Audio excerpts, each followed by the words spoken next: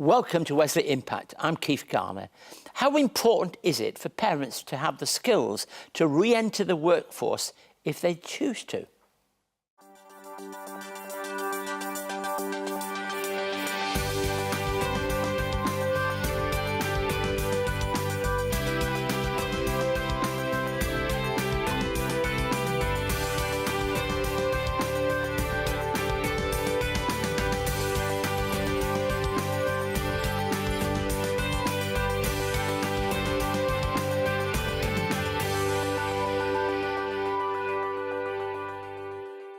Thank you for joining us today. We've got a really full programme and I'm glad that you've chosen to be with us. At Wesley Mission, we run a number of events throughout the year, opening new areas of work, profiling certain programmes and, of course, sharing the good news of God's love. Earlier this year, I spoke with the Attorney General of New South Wales, Mark Speakman MP, at a special event in Sydney. And today we're going to look at the first part of that conversation. Mark is involved in the rough and tumble world of politics, and I asked him about his faith in the political arena. I'm looking forward to sharing that conversation with you. We'll be joined by Gower and Deb Ezzy, our own people from the Wesley Impact Band, singing in the studio here, Reckless Love. And I'll also share some thoughts on what happens when Jesus returns to his hometown synagogue in Nazareth.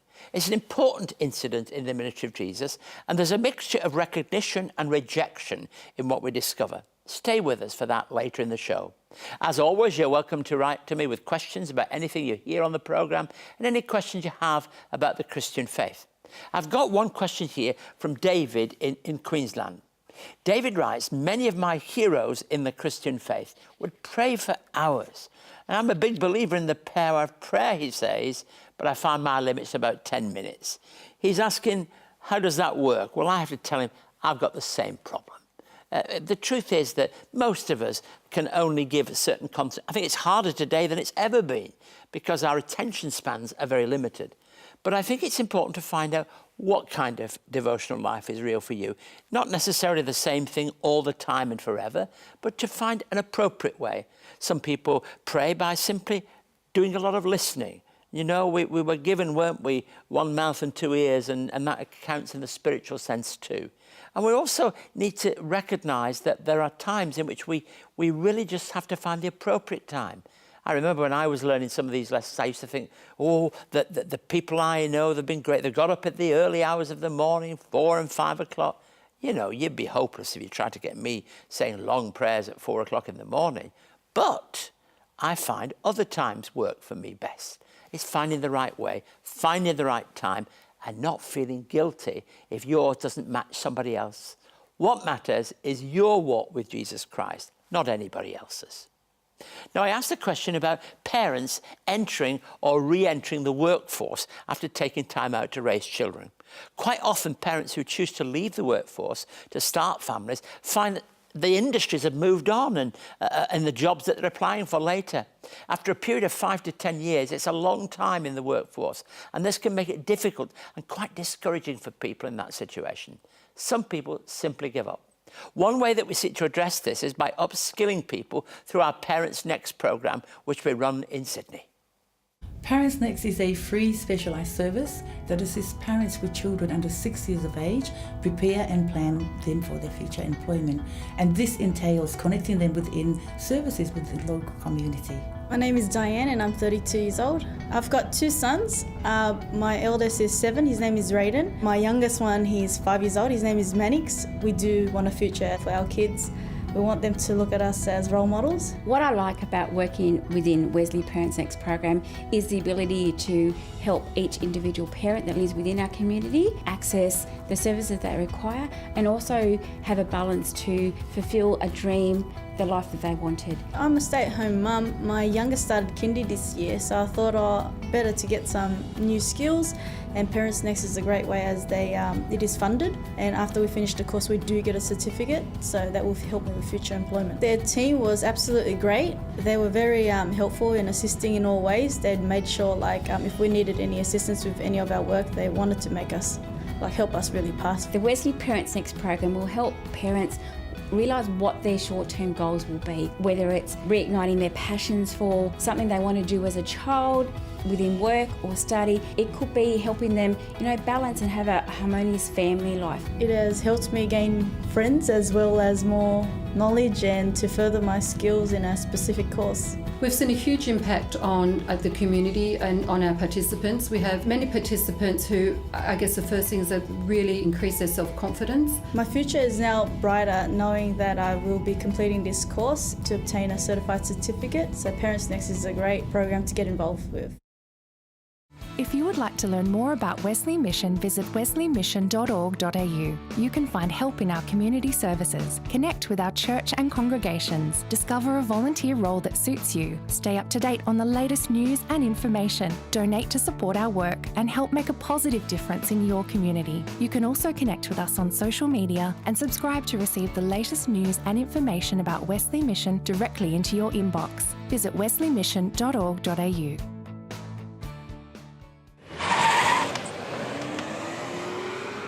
Sweetheart, we can only pick one. Pick your favourite. Look. Come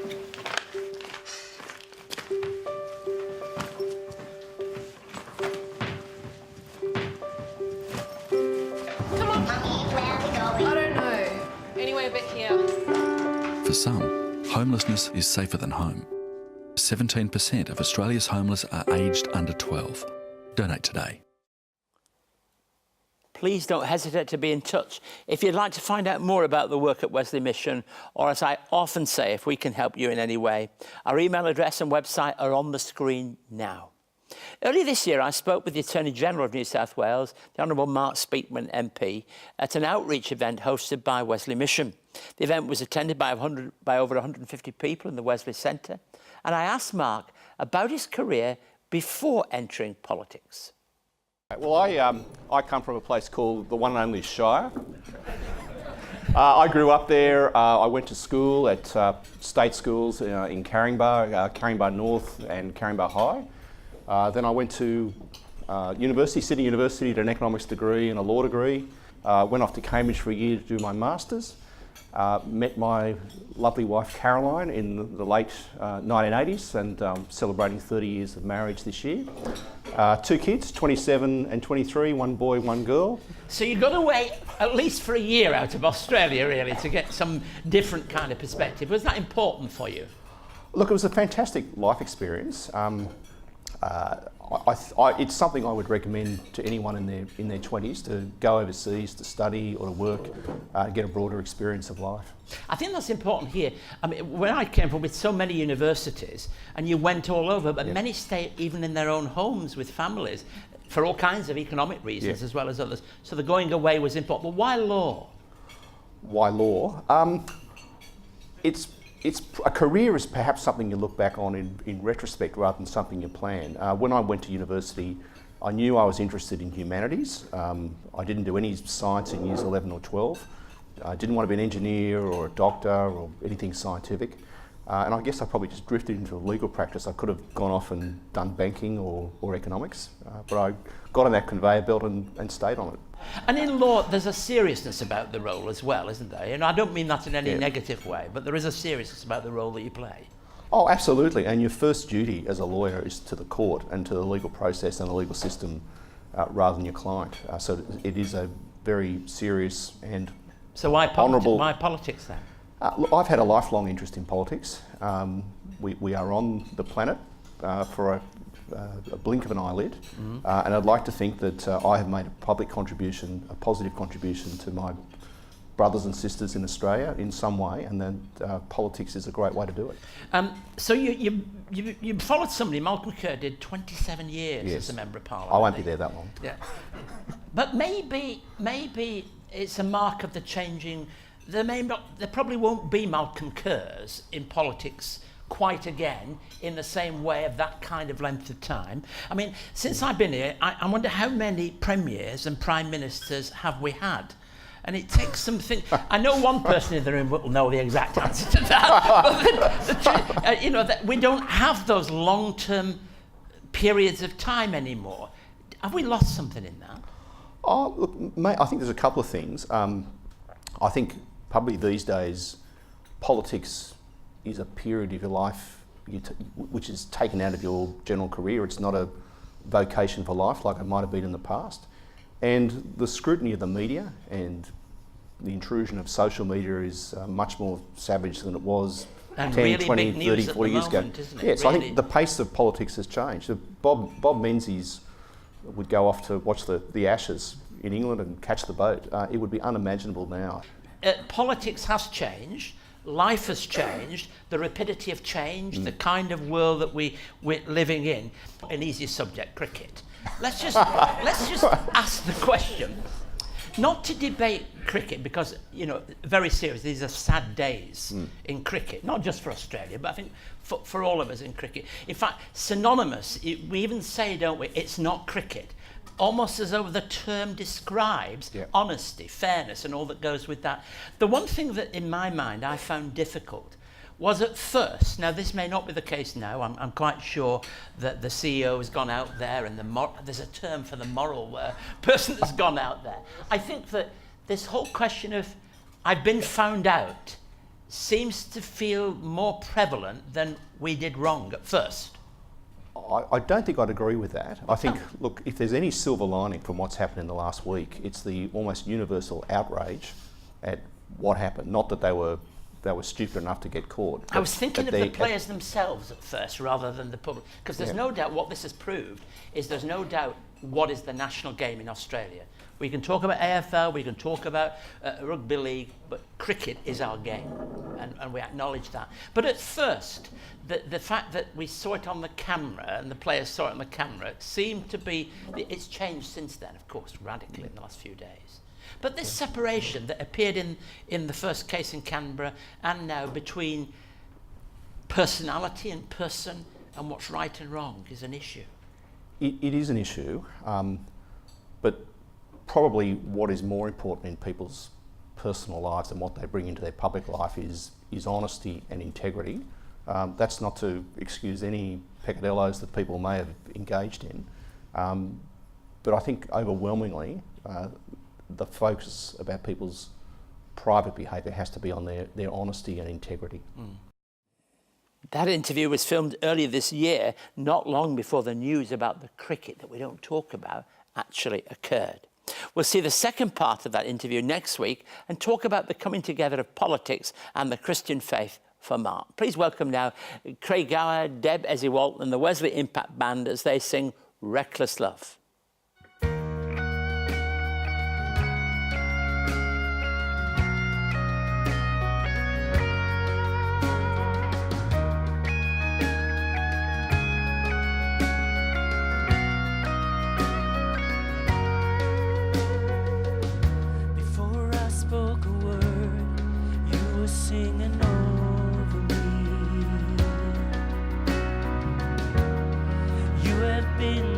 So good to me. Before I took a breath, you breathed your life in me. You have been so kind to me. Oh, the overwhelming, never-ending, reckless love of God. Oh, it chases me down, fights till I'm found, leaves the 99. I could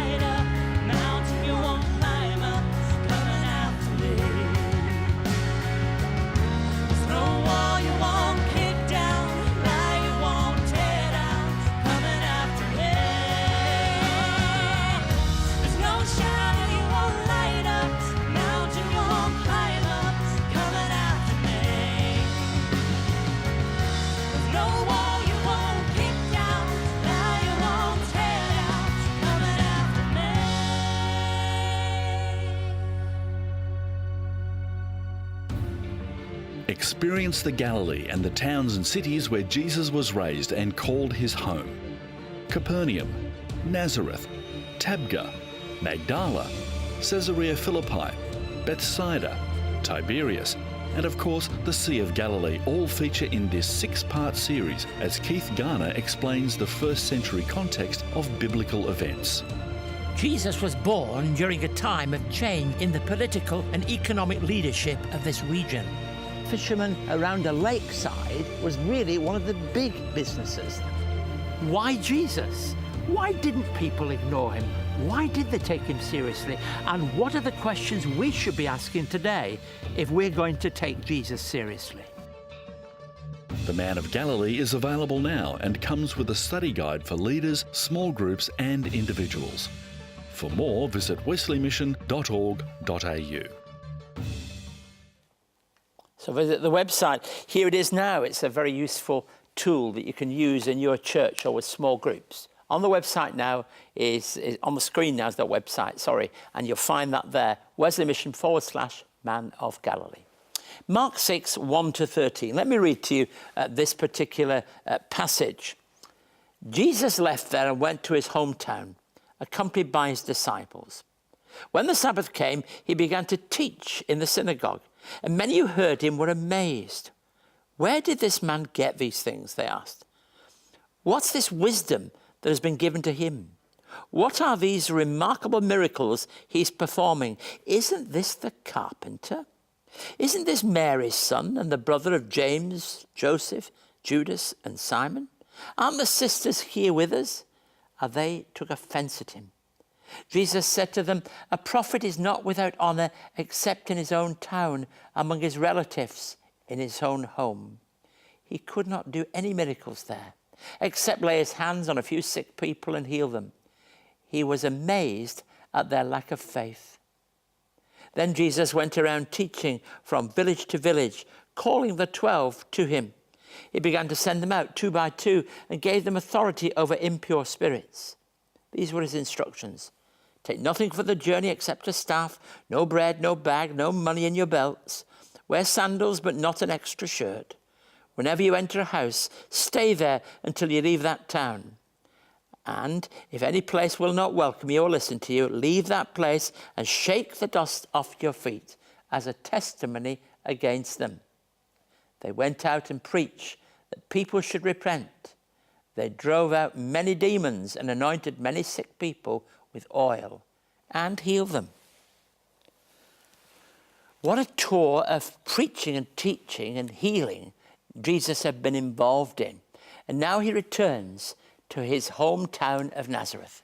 It was Sabbath and he's invited to teach in the synagogue. People were impressed by his teaching. It's perhaps the way in which they're impressed that they let him, and the full report of that you'll find in Luke chapter 4. And they're impressed, and so he's given the opportunity of speaking further. He's performing remarkable miracles and teaching with power, but this was not acknowledged by his relatives and friends. You'll notice he's the son of Mary, not Joseph, which might tell you that by this time, Joseph might have actually died. Following this, Jesus sends out his 12 disciples to proclaim the message of the kingdom. There was a sense of recognition by some. He was not able to do any miracles, we're told, except to bring healing to a few sick people. Their lack of faith, their attitude towards him restricted this. And Jesus sent out the disciples in twos. He gave his disciples simple instructions, lifestyle instructions, if you like, and gave them authority. We read quite clearly, and I like to look at the passage and look at the various highlights that we see in the verses that are here. In verse 1, it tells us that the people were amazed at his teaching. It tells us in verse 1 through to 2, at the end of 2, he began to teach in the synagogue, and many who heard him were amazed. Gosh, people amazed at his teaching. Jesus was equally amazed. Do you find this interesting? Verse 6, he was amazed at their lack of faith. So we got amazement at him because of what he taught, and his amazement at them because of their lack of faith. Jesus continues his teaching ministry. None of this stopped him teaching. None of this restricted him because people were there. The only restriction is for their own good, that miracles didn't take place in any large number. Take nothing and lean on God seems to be the pattern for his ministry. That's why it goes on, and so he tells those disciples, go out, don't have this, don't have that, no bag, no money in your belts, no bread, all the things that you might consider the staple resources that you might expect to be able to undertake a task such as they've been given by Jesus. Don't take things with you. Get on with it. Trust God. Lean on God as the strength of your life and the one that will make all the difference. This is the pattern for them. It was the pattern for Jesus. Jesus had some simplicity about him. There was something about the fact that he went from town to town. He had to find space to find time to pray. He had to be able to go to places in isolation so that he could be fully resourced by the Spirit of God. So what is true for him is what he expects of the disciples. And as they're sent out to do the work of God, to go out in their twos, an interesting pattern in itself, not on their own, but with somebody else. As they're sent out to do those things, they're told not to stock themselves up with all the things that will make it easy. And anybody who's ever been involved in the call of God and the work of God in their lives know that you really can't just rely on yourself and your own ability and the resources and strength that you're given by others. It has to be the source and strength which comes from God. And that's what will keep you stable. That is what will hold you firm. That is what will make it possible for you to engage in the fullest sense possible with people and in the mission that you've been called to do. I think that that's an essential part of what it means to follow after Jesus. And so when Jesus comes to his hometown, the people didn't understand, the people didn't recognize him for who and what he was. Oswald Chambers, great writer of devotional material, once said this: faith is deliberate confidence in the character of God, whose ways you may not understand at the time. If you take that truth seriously, that you may not understand at the time, it's suggesting you might understand it one day. But put your confidence in God, because what you're asked to do today is something you do today in his strength, in his power, in his grace. And as you do it, you're filled with a sense of, I'm not on my own here, because God is truly with me. Faith is that kind of confidence. If you would like to contact Keith and find out more about today's program, write to us at Wesley Mission, Post Office Box A 5555, Sydney South 1235, or you can send us an email to impacttv@wesleymission.org.au. On our website, you can catch up on past episodes of Wesley Impact, find out more about our work, read online magazines and articles, and connect with us on social media. You can also connect through Keith's blog and stay up to date on all the latest news and information from Wesley Mission, wesleymission.org.au. Well, I am delighted that you've shared with us today, and thank you for making contact, those of you that do with us in all kinds of ways. I hope you enjoyed the conversation with Mark Speakman. I'm looking forward to the second part of the conversation, where he moves much more clearly into those personal aspects of faith. I hope you found the thought on Jesus returning to Nazareth insightful. Please do visit our website. If you've got questions about the Christian faith or anything you've heard on the programme, the website and the email address are on the screen now.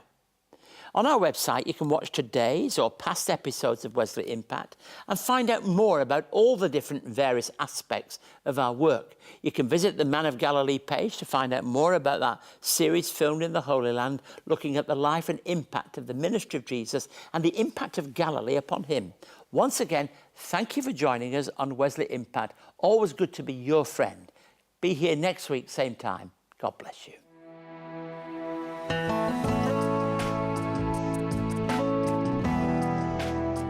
Wesley Mission walks alongside people of all ages struggling with homelessness, addictions, mental health issues and financial stress. To find out more, visit wesleymission.org.au.